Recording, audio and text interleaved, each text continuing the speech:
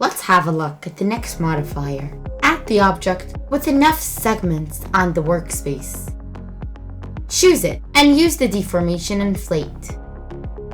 Coordinate axes have been added to the object, where you can inflate the object by moving the mouse cursor until one of the guides will turn yellow. Then you can deform the object.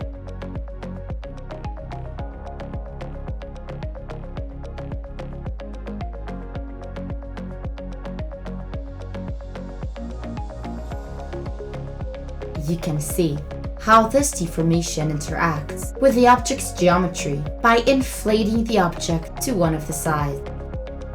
Let's have a look at this tool's settings panel. You can enter a numeric value in the index entry field of one of the coordinate axes and deform the object. Repeat allows you to repeat the previous action of this tool. Open the tab with additional settings of this tool.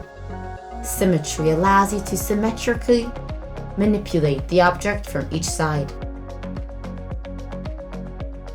Turning this value off, the object will be deformed only from one of the sides. Origin allows you to move the anchor point to a certain degree and a certain level.